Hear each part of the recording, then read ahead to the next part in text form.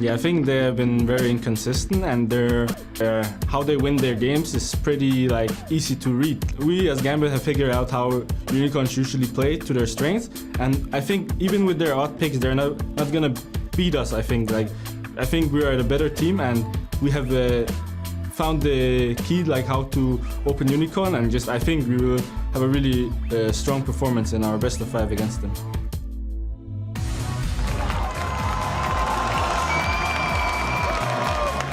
Welcome back to the European LCS, where Gambit Gaming is one step closer to the spring semi-finals after securing a dominant first win against the Unicorns of Love. We're about to jump into picks and bans for games 2 and 4. Unicorns opt to choose sides. They've opted for blue side in this matchup. Yep. It's interesting because in games 3 and 5, Gambit got to choose, and they chose red side. So from here on out, UOL on blue, first pick always. Here's the thing, though. In the current meta, there's not one key strong pick you need as a first pick. There are so many good picks you can get. So being on the red side where you can get the double pick in the first rotation and last pick, I think it's better. I'm gonna say Maokai is the only one that I would consider. We've seen how impactful he can be, currently 4-0 in our playoffs already. You could argue one of, if not the best top laner. You could argue. That's true. That is true, but for Gambit here, I mean, they can ban the Maokai now as the last ban, especially because Unicorns are banning Nidalee, which were banned last game from Gambit themselves. Otherwise, if you give that Maokai over, well, the thing is, the reason Cabochard got so far ahead was because of the way Gambit played the early game and the way the pick and ban phase went, where they could camp that top lane. I do agree, however, that Maokai is an absolutely fantastic pick and should be considered as a first pick nearly every single time. But if Gambit is that concerned, you just ban it now. If Unicorns doesn't play Urgot, you can first rotation that on the side of Gambit. Well, they decide against that. Deficio taking out one piece of the puzzle. Look at Leviathan's face. Morgana locked in. Leviathan has got a massive smile. Rek'Sai open as well here. I mean, there's so many picks now for Gambit. If they want the Maokai and Rek'Sai, they can take the same combo they had in the last game. You can go for that Urgot unless they don't think Unicorns plays it at all and even save that one. And you can run nearly the same comp. Honestly, you can run the exact same comp if you want, as you did in game 1. All right, so what do Unicorns have? Let's see. If they know they're giving this up, there's no way as Unicorns expect anything other than Rek'Sai Maokai here or similar types of picks. So where do Unicorns go? Do we see that top lane Varus Leviathan was talking about? Do we see something different to counter a Maokai top lane? I believe Swain was used many patches ago. It was, but Swain is going to have the same problem that Hecarim is going to have. You can get ganked very easily in the early game, pre-level 6. So they're going to do Sign into it. I'm still not sure. I mean, Morgana has been a good pick for Gambit because they like to flex pick it between Cabochard and Eddie, but it's never been a top contested, we need Morgana no matter what. Urgot is again left open. They can take the same lane matchup in the bottom lane into the Jinx Morgana setup, which Gambit, despite dying twice, they're 1 in farm. As long as they play safe this time around, they should be fine. There is some flex options for UOL. We have seen Morgana top. We have seen it support. We have also seen Sign on the jungle from Kikis. Not necessarily 100%. But Sign would be almost the same as Nautilus in terms of early game pressure into Rek'Sai. Just throwing it out there.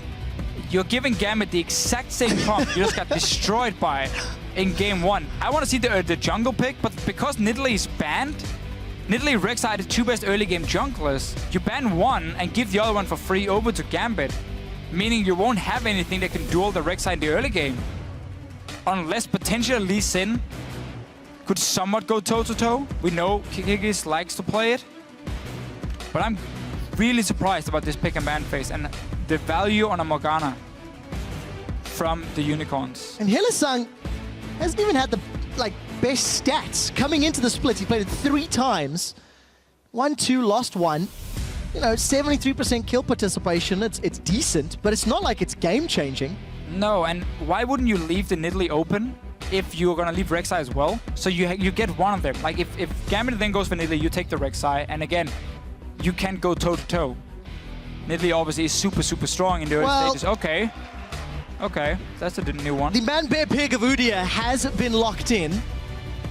Top lane into Maokai, or are you expecting that jungle for sure? 100% jungle. 100% jungle. Cyan top, 100% jungle. Udyr has fantastic clear. So he's going to be super healthy if he's trying to counter gank the Rek'Sai. I can see the plan here from the Unicorns. Udia just always had the problem he could kite it super easily in fights. If memory serves, it was Tom from SKT that ran it over in LCK 2 weeks ago. It was. His debut game, in fact, bringing Udia to the jungle. We actually saw Diamond running Udia last year when nobody else was.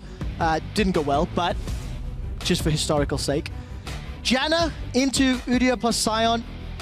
Why not? I can't see Edward I agree. picking a different champion here. Janna right here would be a great pickup for Gambit. You do the exact same setup as beforehand. You were winning the lane in terms of farm. Go back to that route. Don't try and take these early fights if you risk being binded and then, of course, killed by the Jinx Morgana setup.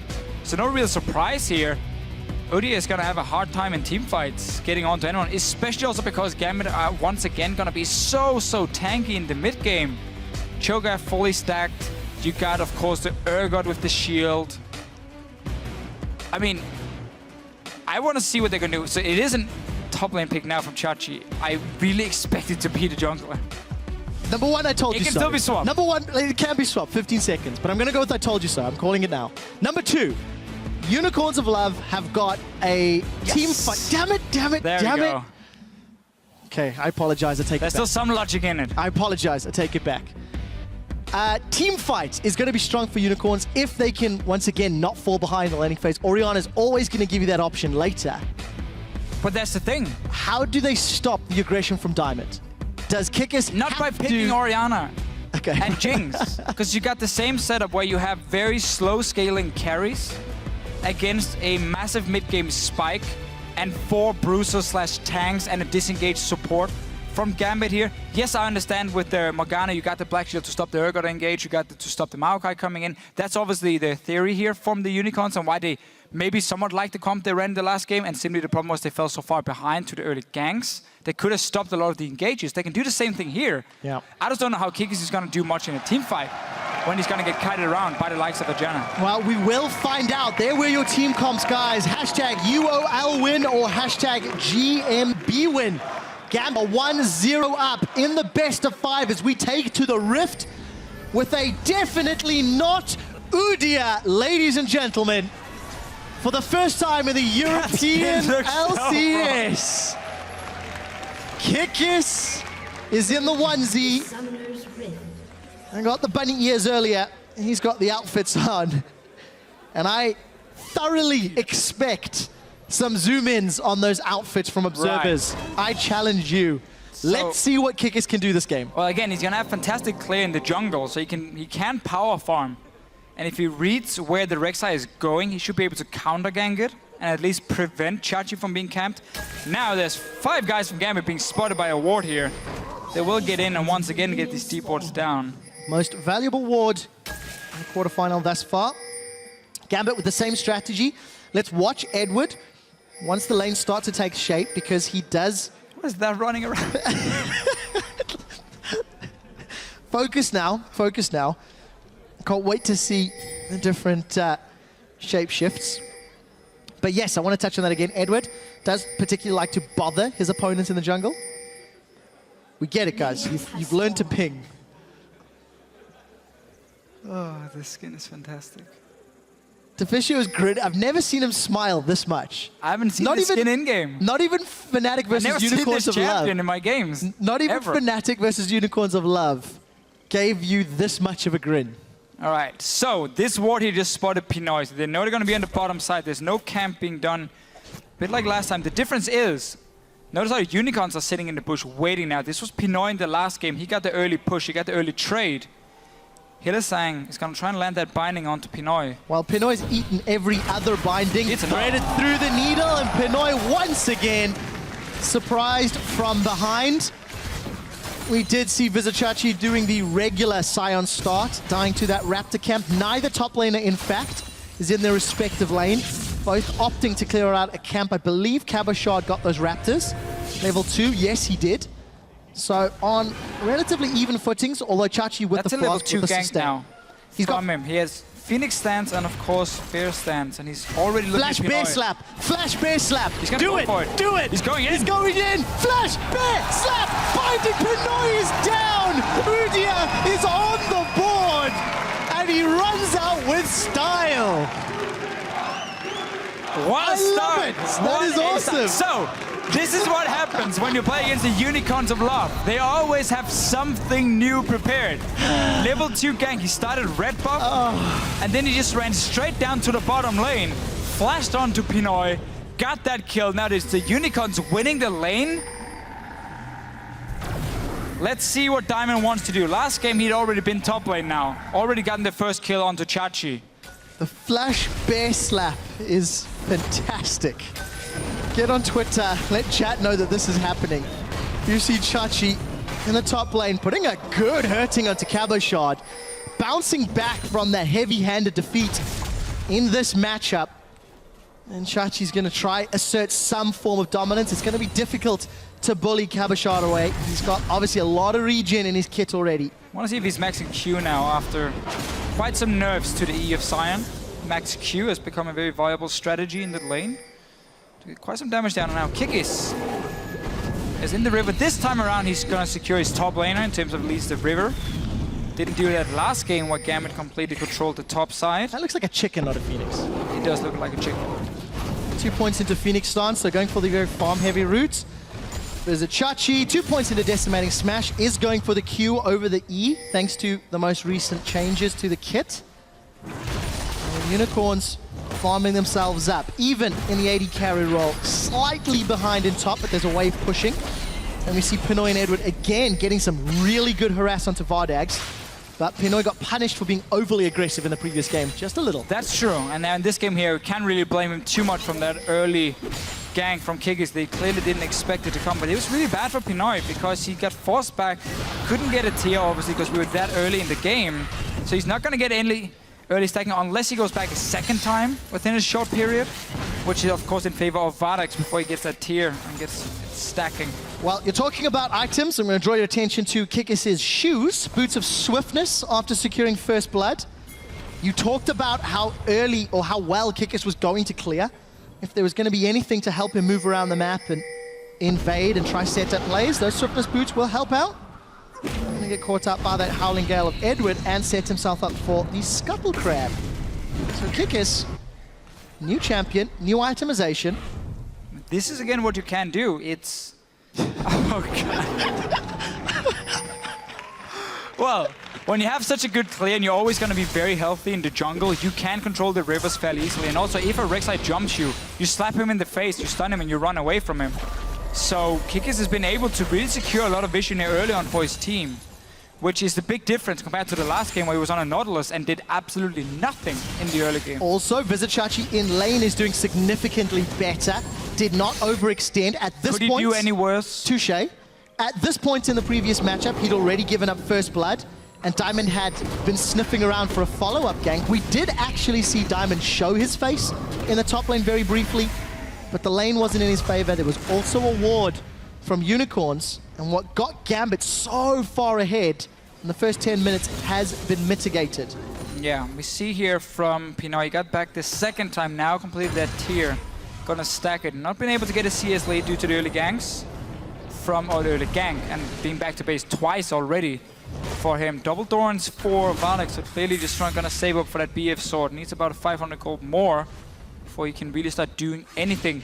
But Gambit still has that absolutely fantastic mid-game setup. And you got that Cho'Gath here. It's one of the best champions in terms of like just the 2 item spike, because you have that one-shot potential. You're gonna get fairly tanky as well by getting your feast stacks. And of course the Urgot, we know how strong he is in the mid-game. So Unicorns of Love, Spike getting a lot better early game. Still needs Orianna to hit 3 items, still need Jinx to hit 3 items before they can really start controlling the fights. And we're gonna have to see what Kikis can do in the team fights, again, against the Janna. He can kind of around against the Rupture from a Cho'Gath. Even against an Urgot, if he runs in, he can just instantly get reversed. Unless he finds that flash bear slap stun. But look how long Kikis has spent hanging out in this tri-bush, waiting for Diamond to get involved. Level 6, Chachi gets it first. He does run straight in. Cabochard with the Vengeful Maelstrom. There's a double knockup from Diamond as they turn their attention to the man Bear Pig. Kikis is running away. He's going to shield up from Turtle and Betsy a little late to the fight. Gambit win the first 2v2. Yeah, and this is the thing. Rek'Sai is still a lot stronger in terms of the fights, especially because we have Phoenix stance from Kikis here, Phoenix maxing from him. So it's farm focused. All he has to do is counter gank instead. He's going to be trying to read Diamond, and then he comes in and just like and slaps him, stuns him, and just backs away with his top laner here. He cannot start the ganks himself like this when Diamond can't be nearby. Oh, wow, that was so easy. Power of Evil was around, trying to dissuade that, but simply not close enough. Gambit with a well-executed tower dive, get their first kill of the game. This Rek'Sai pick is really doing wonders for them. Well, Exhaust is down onto Vardags. Unforced his flash. Did actually manage to get himself back just a moment or two. Betsy and Kikis now in trouble. Kikis is going to land the stun. He actually gets out of range of the Rupture. Phoenix stance is going, but the Shockwave whiffs. And that's going to allow Betsy to get away. But Kikis really using the movement speed of Bear Stance plus those Boots of Swiftness to get out of any of that CC that Betsy can put down. And keeps controlling the river. That's the important one for him. So he tried to gang in the top lane. That was obviously very easily counter-ganked by the Rek'Sai, which still is winning these early duels between Kikis and Diamond. Pinoy still hasn't managed to get that CS lead on the Urgot. And if we get the same kind of fights around level 6, that went into favor of the Unicorns in the last game, because they got that binding into a trap into ulti from Morgana. That's insane amount of CC chain. And as long as you black shield yourself as the Morgana here, you won't get knocked back with your ulti from the Janna. Keep an eye how Unicorns play that out. Sure, for the time being, approaching 10 minutes, they're just marginally behind in gold. Even in all the lanes with the exception of mid, Power of Evil falling a touch behind Betsy's Cho'Gath. Quite clear that Betsy's put a lot of time into this lane. And actually, you know, the previous mid lane matchup was a mega farm fest. This mid lane matchup, once again, mega farm fest. And we're not showing it on stream, but we do need to keep tabs of who is pulling slightly ahead and roaming first. But this is a problem for the Unicorns, because all split long, they struggled to play when Power of Evil didn't win his lane. And he's normally been playing very aggressive laners, you know, the likes of Syndra, Cassiopeia, where he can really win one-on-one. He can get fed, he can transition that into mid-game and become the big carry for them. He's been playing very defensive laners so far in this series here, and he's not been doing well in his lane. Well, he's been doing basically what you expect from him, just sit back and farm, nothing else. Kick is barely taking any damage in the jungle. He lost a lot of farm because he roamed top lane here. He's not supposed to lose this matchup this hard against the Cho'Gath. It's supposed to be very even between the two. He spent so much time waiting for ganks top lane. But again, the problem is, he's not going to be your carry. So the Unicorns need someone else to step up. Vardags has been a fairly standard AD carry. Nothing stand out on us. He's not been terrible, he's not been great. So I wouldn't trust in him to be the one stepping up in the quarterfinal. Vizicachi, I would. But in this case here, when he's playing Sion, the difference between Sion and Marco is Marco in the late game still has damage to take down targets. Sion does not. He's basically just massive amount of CC, big tank jumping in, and that's going to be it. So I want to see from the Unicorns what they can do. If they just aim to basically sit back and farm for another 10-15 minutes before they want to do anything, and then say, okay, Power of Evil, let's see what you can do on Orianna. Well, you touched on Vardags needing to step up. He's, again, sticking to the same sort of weaknesses in lane. At 10 minutes, he's down around 3 CS against his lane opponent. At 20 minutes, he's traditionally down 16 CS, which doesn't sound like a whole lot, but when you are consistently over 18 games down in lane against your opposite number, it doesn't set you up to carry particularly well. But let's also be fair, in this matchup, Pinoy and Edward, every time we look at it, every single time, Pinoy is stepping forward, getting those acid hunters, looking to land the corrosive charge. And look, again, there you go, instantly Vardags is forced to back away. It is an extremely hard lane to play against, because Janus is sitting back there as well with the shield, so you're not going to win any of the trades. It's only all-ins that the Unicorns can win in this matchup here. Basically, the way you shut down Urgot in lane is by having enough burst to not have him just sit back and poke, but you lock him down and you burst him in time, where he doesn't really add a whole lot. Chachi here, flashing away. Kikis is coming in, Power of Evil moving as well. Well, they lost the 2v2 last time. That's a double knockup from Chachi. His passive will get popped shortly. Cover shots. Got no mana though, and Power of Evil was able to get in place. Here comes Betsy. It's not over just yet. In fact, it is as Gambit back away. But this was exactly what we mentioned, what Kikis can do, is he's going to counter gank, and what he's going to do is just run in, slap that guy in the face now, down the bottom lane, Hillsang with the black shield. And he's going to see if he can get one. That's a double stun. Vardex has been exhausted, and he's not onto Pinoy. Pinoy still unable to swap anybody. There's a teleport coming out from the Unicorns of Love. Vizicachi wants to fight. The swap backfires for Pinoy, and Vardex lands the killing blow. And again, there's another binding onto Pinoy in the lane. We just talked about how you got the burst from the Unicorns. That's how they can win fights. As long as Pinoy doesn't get binded, the fight will never happen. But in this case here, Black Shield and Hillsang, he flashes in after the bind. You have enough CC to lock him down. And then obviously with the TP coming down, just securing everything, they win another fight to get kills again on Pinoy in this laning phase. And that's a way. You might not win in farm, but if you get free kills on your Jinx, that's a good way of getting towards the late game. Every single time we've looked at that 2v2, Pinoy has eaten those dark bindings. When you play that aggressively, you open yourself up to those skill shots, and this time around it backfires. We finally see a clean hyperkinetic position reverser, and it was terrible. Now, Gambit do bounce back and get 2 towers. Yeah. So global gold's still in their favor. It's the same deal as in game 1, where Gambit is winning on the top side of the map.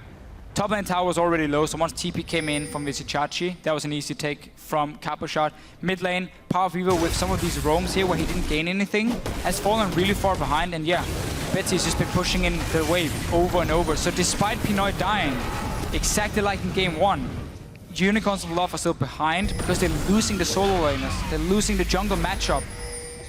Not so much this game compared to last one, but it's enough to give a gold lead for Gambit. The biggest thing is, it's not enough of a gold lead that Unicorns cannot pick fights. Now, if Unicorns are in a position where they can challenge with you the still have decent Orianna, shockwave, who needs way more time. But previously, Unicorns couldn't fight over any objective. At 15 minutes previously, at 20 minutes, 25 minutes, Unicorns were so far behind. Yes, that's true. But if I was playing in this game and I was Unicorns of Love, I would not set myself up for fights in the mid game against Cho'Gath, Urgot, Rek'Sai even, before she starts falling off in terms of her damage in the late game. I would very much just try and play super, super safe and trade objectives. So if Gambit goes down for a dragon, I would try and push up top lane, get a tower for it instead of taking a fight in the mid game, and use that global gold to kind of get towards my late game points, my 3 items on my carries, before I then would start investing into these objectives. And the good thing for the Unicorns now is they got that first dragon, so the early 5 dragons from Gambit in the last game is not going to be a thing for now, and that's going to buy them a lot of time, and that's going to open up for trading these objectives, because you don't have to worry about giving too many dragons over. So, smarter play from Unicorns of Love, but look at Gambit. Zap is not going to connect, and Hillsang's going to find himself in front of 2 massive monsters. The Rupture's up, the teleport's following. Hillsang is down. Here comes Caboshot. He's looking for a target, but he gets caught by that run-in from Sion. Now Caboshot looking for more. A flash away. The Unicorns of Love are in retreat. Gambit get themselves a kill. There's a minion wave pushing towards the tower, but it's not there yet. So Gambit have to take a slight detour. Chilling Smite comes out from Kikis onto Diamond. And Gambit are now in retreat. It wasn't the strongest of calls, but it should result in an objective. No, it won't, because there's not enough minions. And AoE is very, very strong. And Unicorns of Blood, yes, they lost Hillsang, but they've defended the tower. Look towards the top lane, Trevor. Big wave pushing, and that's all gonna die to the tower itself, while Gambit is forcing the Unicorns to stay down here, waiting for that Q to connect from Betsy before they can go in for any kills. They still got that one-shot potential of an AP Cho'Gath. If Gambit thought it was difficult to take towers in the previous game, now they've got to deal with an Orianna as well. Oh, Betsy. Dark Binding catches onto Betsy. Shockwave once again whiffers. Whiffers? Power of Evil is not connecting. And when you've got such a game-changing champion like Orianna, you can't afford that. Gambit still sticking to this bottom lane. They've pushed Unicorns away. Minion wave is continuing to pour into that top lane, and Gambit, with only really Pinoy as their tower damage dealer, trying to get in range. Diamond's going in. Knockup is avoided. It's not connecting. Hillsang is in the middle of the team. Caboshot's finding Vardex. He's got the support in the back line. They've traded 1 for 1 as now Vizicachi's being focused down. Pinoy tries to position reverse, but he gets dunked in reply. It's a 2 for 2 as far as the kills are concerned, but Eddie is going to go down to Vizicachi. In fact, it's Power of Evil that gets a kill credit. That's a flash forward. The command attack doesn't connect with anything. Power of Evil is trying to get through the members of Gambit. Kikis now out of mana. Will be stuck in one of these forms. Cabashot trying to get PoE. The Unicorns seem to be winning this fight. It's taken 12.5 years, and finally, the oak tree does go down. Power of Evil at 4-0-1 in the longest team fight of the year. Unicorns just got everything they wanted right there. Gambit stayed because the Jinx ulti and Orianna ulti were down, so they thought, okay, we can go for a dive here. If we land a Q from Betsy, we can maybe go in, but this is way too early in the game to start tower diving against 5 members. Vardax will go down, yes, but look at Power of Evil. He's just gonna clean house with the rest of the team because the tower keeps dealing damage onto Gambit here. They don't kill anyone fast enough. Pinoy walking in the back as well. You just got 4 kills on your late game AP carry Orianna. Despite falling behind early, you just got gifted so much gold. We might not even have this mid-game point where Gambit is that much stronger because of these kills now for Power of Evil. Ladies and gentlemen, Gambit just went full Gambit. Vardax is trying to run down Pinoy. He's going to get him. Vardax, one more auto attack. He gets excited, turns onto Pinoy. 4 kills were gifted to Vardax. 2 more were gifted to the Unicorns. 1 for Vardax, 1 for Hylissang. 9-5. No idea what's going on. And it looks like Vardax has set his sights on the tower. Let's quickly touch, while we were looking at that replay, the kill credit or killing spree of Power of Evil was ended by Diamond. And Diamond now runs into both Kikis and Bizachachi. That's a flash forward. The decimating smash does not connect. And that means that Diamond gets away. Unicorns, first tower of the game. Gonna set their sights on the second dragon of the game. And we've gone loopy as we approach 20 minutes. That is safe to say. So Gambit only here with 3 guys. Betsy being caught now, no flash. No, not this time round. Shockwave this time connects. Dragon does go the way of the Unicorns of Love as Betsy's down. He didn't get to feast anybody. They've traded mid laners as Power of Evil is down. Best chance to try run away. Monsoon will keep Diamond alive for 2 seconds longer as Kikis is now the focus from Gambit. Pinoy, untouched with a full mana bar, is looking for target after target. Does have access to the hyperkinetic position reverser. Should need waiting for Black Shield, holding on to it, decides not to use it. Acid Hunter will continue to track through, and it's Cabashot that gets a kill credit. Gambit all of a sudden bounce back. They win the team fight, but they lose the Dragon. And with minions conga lining down to this bottom lane, what started 3.5 minutes of action will finally end in the tower going down. Yeah, this game just completely exploded. And despite Unicorns losing that last fight, they can be more than happy. You've got 2 dragons now, and you got 4 kills on your Orianna, who's basically already getting a death cap now.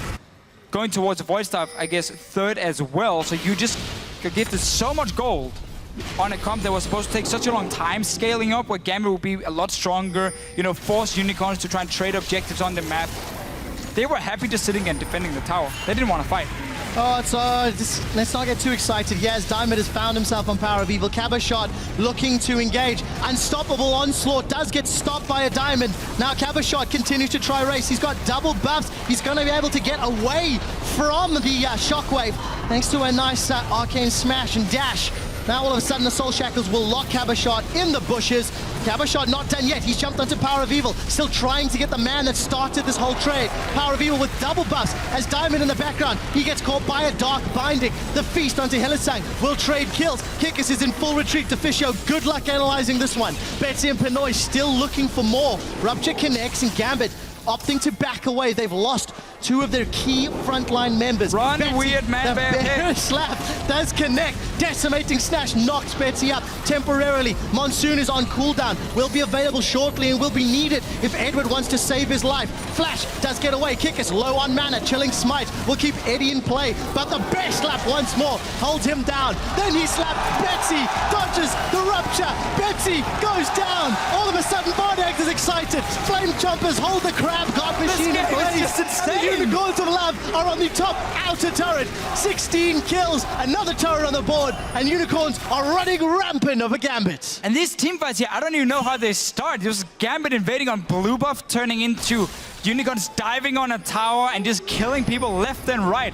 Kikis is like having the perfect game on this champion because he keeps having these super long fights where he just runs around, stuns people And then it opens up for the carries to pick up more kills. You got 6 kills now in Power of Evil, 5 for Kikis himself. You don't care about your Sign dying 4 times. He's just gonna be a big tank anyway.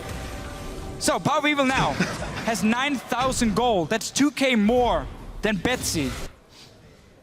And Betsy was the one winning the lane in terms of farm. He got mid tower as well. But in the last, let's say, 4 minutes, we've just seen 15 kills. Void Staff, Death Cap, Athenes at 22 minutes. Yeah, who needs mid game? I mean, that's gone. That's out. We're late game already. Let's also touch on the timer. Vardags took 32 minutes and 44 seconds to get his Phantom Dancer completed after Infinity Edge in the previous game. He's well on his way to smashing that record. Unicorns only got 3 towers in the entirety of the previous match. They've got that already at 23 minutes. Gambit have gifted Unicorn all that they've wanted, and you've seen the swing back and forth. It's now Unicorn's time to shine. Grab control of game 2 of this best of 5. Yeah, and also we have to remember these 2 dragons. They're the ones suddenly playing around the 5 dragons, getting control on the bottom side. This was Gambit last game. Now with all these kills, I mean, Power of Evil is so strong now. 23 minutes in, like this is every Orianna player's dream. Having these items at 23 minutes. If he shockwaves now and gets 2 or 3 guys, that's gonna win a fight for Unicorns. We've seen Power of Evil miss more shockwaves than he's hit. But It was Flash, to be fair, but I'll give it. Not before. Cabo shot actually dashed his way. Either way, he needs to hit them. Let's leave it at that. And he's got the opportunity to. If Vizichachi and Kikis can help lock targets down. Look at the 1-4 rather. As Vizichachi's top lane with teleport. There's no teleport from Cabo shot. And the rest of Unicorns with this very, very, very fed Orianna, getting fed Jinx. Looking to siege these towers. It's much easier for Unicorns to take towers. Look at the zone control again that command attack gives. We have completely skipped mid game where Gambit was supposed to have a way stronger composition. You can now start using Jinx to fast push down towers as well. This is what Unicorns wanted to do in game 1. Have this like late game setup where you had long range poke to zone them away from the tower. And then you had Jinx just getting these hits on the tower every single time. Now it's an Orianna doing it for them because she's that fed. Mid tower is going to be next target. Let's see if Diamond can get a flank. That's one way of getting onto the back line. No flash for Vardax, but he will have a black shield if needed. And Sign is far away, but has teleport ready. Well, Diamond's looking to find a target. Cabashard still no TP to come in from behind. And if Vizichachi wants to start running, he sets himself on a straight and narrow path. Coming from the mid lane inner turret on the Unicorn side of the base. 4,000 gold lead. An additional tower in the favor of the young upstarts of the Unicorns of Love. Yeah. And if game 1 was defined by Diamond, game 2 is defined by Kikis. We could be in for a very topsy-turvy jungle battle as the rest of the series unfolds. 2 new picks from Kikis already. 2 new games. We knew Unicorns were going to bring some crazy stuff. I expected more. It's been fairly standard at least. Unless we look at the jungle picks for them. 3rd dragon now. Kikis getting everything he needs. Obviously just Cinderhawk, full tank. You don't really need to deal a whole lot of damage. It's all about the bear slap. All about bear slap. You need cooldown reduction. He's already building towards that. And Gambit late game really doesn't have a whole lot of damage coming from them. I mean, Rek'Sai falls off very hard in terms of her damage. Urgot, while you're running full armor penetration, you got good damage, but we're not talking like hyper carry Jinx. We're not talking Jinx, that's style. for sure. And obviously Cho'Gath is super reliant on being able to one-shot a target with his QW and ulti combo. That's going to be very hard to do unless you get onto these AD carries. I mean, you're not going to one-shot Kikis or Vizichachi at this point, and they're just going to run in your face, dancing around every single time. 25:51 marks the time that Vardax completes his Phantom Dancer. 6 minutes, roughly 5-6 minutes quicker than the previous game. Thanks in part to all of the kills Gambit have gifted. Now Kikis is going to get jumped on by 3 members of Gambit. Cabashard looking to root him down, unable to do so, and they're going to peel away, set their sights onto the backline. Betsy's been caught out. Helisang flashes in, connects to the Dark Binding. Boom. The Mega Death Rocket from downtown secures a kill. Now Diamond's the one that's in trouble. Does have flash available, not going to need it yet. Uses his network of tunnels to escape. Vision going to be denied, but a great combo from the Unicorns. Almost baiting Gambit to initiate and then punishing them for doing so. Pinoy trying to look for those Acid Hunter plays, but he cannot contain the Uber tank of Vizicachi Scion, and all of a sudden Unicorn set to siege another turret. Yeah, opens up this tower here. Look at Vardax, the damage he can do. Not a whole lot of minions. Oh, hey, nice banding though. You get caught again. That's a flash away to safety. Cabashot looking for one more. He's caught Hillisang and Kickers. Monsoon is out to keep Cabashot alive. And Vizicachi throws down the decimating smash. There's no rocket to close out, but Pinoy eats another one. Shockwave is not available for Power of Evil, but they've taken Pinoy out. You need to dodge those skill shots, my man. Unicorns of Love onto another turret. They sieged up the inner. Betsy this time gets caught. Hillisang is using an aimbot and landing shot after shot. Another turret falls as the rest of Unicorns are keeping up the siege. Vardax gets excited from the tower kill, gets excited from a champion kill, gets excited to run down Diamond and Cabashot. We do see the zap coming in. Cabashot is a tank. He's got no damage to take Vardax out. With the black shield up, Cabashot's damage reduced, forced to flash away. Vardax is still getting excited. One more will secure it as a Unicorns of Love. Kikis is Turn still up to the alive. inhibitor. Kikis stays alive through the entirety of the fight. There's minions on the bottom lane, and Unicorns can get 2 inhibitors out of the deal. These team fights here, they're so long. It's just the big tanks against each other, and then Vardax and Power of Evil as the 2 carries for the Unicorns dealing the damage. They're getting everything. With 28 minutes in, Power of Evil is now getting close to 4 items on Oriana. I want to see how much gold all of the Unicorns of Love are sitting on. If we take a look, 1,500 for the top. Oh, we'll get to that in a second. A great pick against low damage teams. Nothing can break through his turtle stance. If only UOL picked Udyr. Which they did. Yep, there we go. Thank you, Jed. So there was the gold. It was all spent. It's a very good point he's making, though, and we see it in these fights. Yep. I mean, Urgot cannot take down Udyr. Just keep spamming turtle stance. You don't want to use your entire combo as a Cho'Gath on it. So there's nobody who really wants to kill Kikis when he's running around into a team and he keeps stunning you. He keeps being annoying. So you can't even ignore him and just run past him. This was supposed to be Gambit controlling these 10, 15 minutes here. Now Chachi is somewhat diving towards Diamond. He will catch him with the Q. Oh, he connects! Decimating smash on the exit of the tunnel. Jungler plus Smite is gone. Unicorns say Baron will be ours. And they've got way more damage than Gambit had in the previous game. This should go significantly quicker. No one from Gambit is even in place to contest. And they will not be doing so.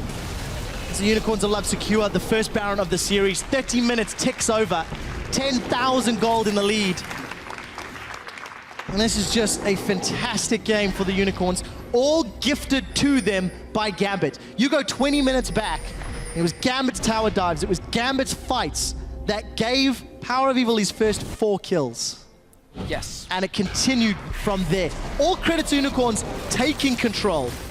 But it all started with a massive misplay from Gambit. Such a bad tower dive here. Now another fight in the jungle. And this is going to once again drag out. Kick is still untouched. No one's landed any damage on him yet as Diamond knocks him up. Monsoon used to try keep Diamond alive, but Eddie, your faith was misplaced. You're now down as Vizicachi roars of the Slayer to secure the kill. Unicorns onto another inhibitor turret. Going to take out the top inhibitor with 2 members of Gambit down.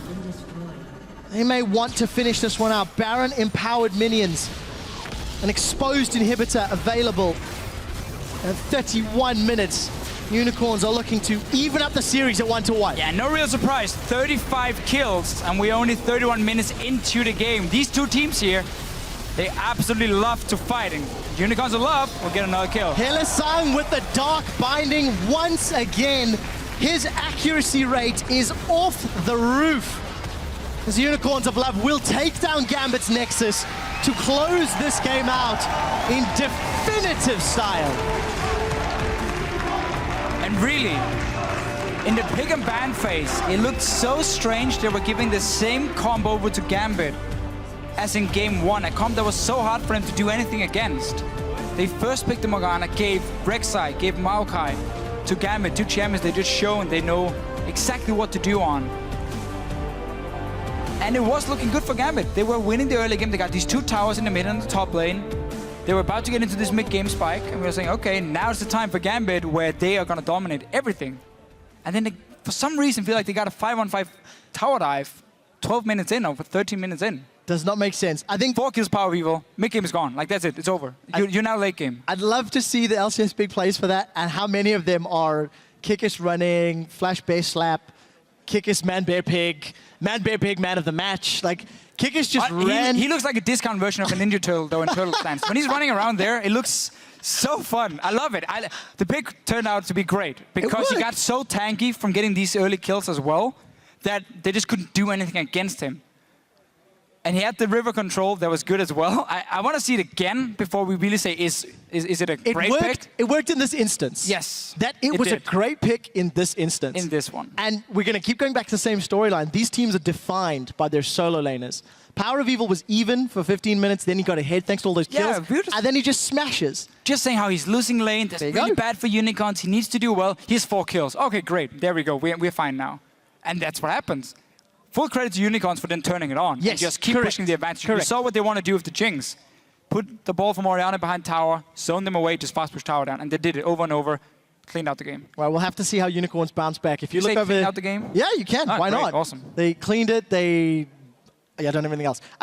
If you look at the split, both of these teams went 1-1 against one another. Right at the beginning, it was Unicorns that smashed Gambit. Right at the end, it was Gambit that smashed Unicorns. We've just seen that in the first 2 games. We're on for a great series. We are, and I think a lot of people predicted 5 games.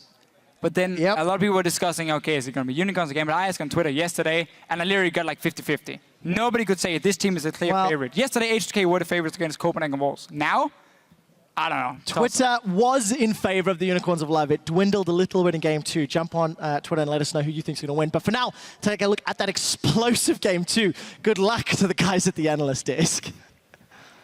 Thank you, Quick Shot. We're going to break it all down, starting with picks and bans, because we theorized a little bit, okay, what should the Unicorns of Love do? They can't tilt and pick some bans, but they have to ban out. Only one adaptation, or the most effective adaptation, I should say, Udyr, and giving Gambit the exact same comp. So what happened? I think the only thing I want to complain about before we go to the good part is like the fact that they are prioritizing Morgana over Maokai, because Maokai has proven yesterday and today that he's a strong force no matter what. But I really like that they put in Sion. Like, no matter how many times you gank Sion, he's always going to be Sion. The same like kind of theory about Maokai. Yeah, I actually really agree with that last Sion point. Like, they really needed a self-sustaining top. Like, when they had Hecarim, it's like, you got to give Hecarim some love or it can go bad. But Sion, it's like, yeah, he was 0-2. It didn't really matter. So picking like that, although they gave Gambit all the champions they wanted, which I think is really risky, I think they had way better pick and ban than first game. Yeah, and Sion dying 2 times, but it was because of a 2 versus 2 that happened later, because we didn't see the same amount of pressure on the top lane, and you actually had a good eye on why that was. Yeah, I actually didn't notice at first why they didn't do the regular like 3-minute gank from Diamond like he did in game 1. But if you watch, Maokai takes the Wraiths. So Rek'Sai is starting double golems and can't hit 3 from his red side jungle. So he has to go double golems red and then to blue. So he's now away from Cabochard. He's like homie in the early game. So this just, let the top lane, unbattling for a bit. And Kiki's got his little cheeky gank bot. And that was like, what do we do now? Like Rek'Sai's on the bot side. He can't do his top stuff. Bot lane just died. And that's where our jungler is like, what do we do now? I think it's also very important to note the fact that Morgana, like Hylissang, went into the jungle at that time and saw Rek'Sai. That provides so much space for Sion at that 3-minute mark. And Udyr was allowed to kill the Scuttle Crab on the left side on the map, and Sion is basically safe. I think that was like a key point. Yeah. So Unicorns of Love also selected blue for the other games. Do you think that comes into play here? They chose to put more pressure on the bottom lane here in this case because they know that they couldn't put it on top in the game before. Do you think that will be the key, knowing that they will have the dragon control off that as well?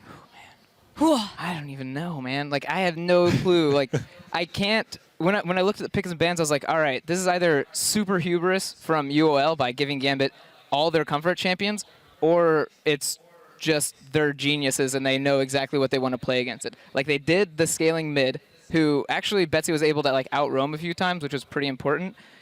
But then they got the top Sion, which I think was important. But I'm still like, are they just going to keep giving Gambit this and you hope that Gambit does like a risky dive? Yeah. Gambit, a risky dive. Well, we do have a replay of that. Well, Gambit, the idea was good. We're going to get that up on the screen in a second. The idea was good. Top was pushing, but then they overstayed their welcome. Yeah, like if you pause it like right now, this is why I just don't like the dive. Like, let's just pretend the turret isn't there. If you look at UOL's positioning right now, they have 2 tanks in front of their AD carry. They have an Orianna next to the AD carry, and same with their support. So with an Orianna comp, this is the perfect fight. You want a 5v5, and you want to have a nice oriented team for like Orianna-oriented, like Illuminati stuff. Like, this is exactly what they want. Now add in the turret. They're 2k gold behind, and this just goes terrible for them. We can start rolling the clip right now, and they want to get on Vordogs, but they have so much peel for him. Like, they have tanks in front, and they have 2 supports helping him out. So now, like, Pinoy's tanking the turret because they didn't even start it correctly, and the position is just so bad. They're just trying to get kills now. This is Gambit trying to get anything they can off of this, and all UOL has to do is, hey, let's play around the turret. Hey, let's like protect this guy. They actually don't have to make plays right now. All they have to do is kill who's in front of them. Yeah, and right after that, actually a triple kill. I think Power Evil even gets another kill after that, and then as Officio said, you just skip the mid game, and all the fights after that, Unicorns of Love, even if it was a risky engage, kind of like the opposite of what we saw in game 1, they were able to pull it out. And in a second, right after this one, I want to get up the next replay up on the screen, because in the top lane, sometimes it's a risky engage, but Udyr played it so well. It was actually very, very beautiful. We can see this. This is kind of highlights how Unicorns of Love like to play. They kind of put in this solo queue style where they just basically fight all the time. Sure, Gambit have the stronger comp, but it feels like they got a bit out of comfort after what happens at bottom. And Orianna at this point basically skipped to mid game and is directly into late game because of those 4 kills. We see Kick is playing this up beautifully. I don't even understand how he survives this. Like, he stuns up Betsy, and everything just comes together, and this is something you kind of see in solo queue, and this is like what Unicorns of Love want to do. Yep, it's beautiful to watch, and if you're bad at the mid game, just skip it, but it won't happen. Then you guys were talking about how this actually just proves that they're both not particularly good at the mid game. Yeah, and I think it's really scary for Gambit right now because, yeah, they're working on their mid game. I think they're really improving it. And now they're against a team who is just like chaos in mid game. So I think they're pulling Gambit back into like their old style that they've been, not practicing. So now they're playing UOL's game, and I really am not sure how they're going to be able to like come back with a solid mid game if they keep playing like this. I also want to highlight the fact that earlier on the broadcast I said that Unicorns of Love are really good at punishing mistakes, and I think the first replay really showed that. Yeah, absolutely, and it got snowballing off of that 1-on-1 all square, so it's time for us to take a break, but don't go anywhere, as it is all tied up. We'll be back in a few minutes with Game 3 between the Unicorns of Love and Gambit. For similar to comp, just have in mind that if we slow down the game and play the early, not too reckless and don't die, their siege is awful. Do it! Do it! He's going in! He's going in! Flash! Bear! Slap! Binding! Pinoy is down! Power of Evil is trying to get through the members of Gambit. Kickers now out of mana. Good job! Get him! Get him, I have my Caesar. He doesn't have mana. He doesn't have mana. How much mana for this? He doesn't have flash. Just kill it. As Unicorns of Love will take down Gambit's Nexus to close this game out in definitive style.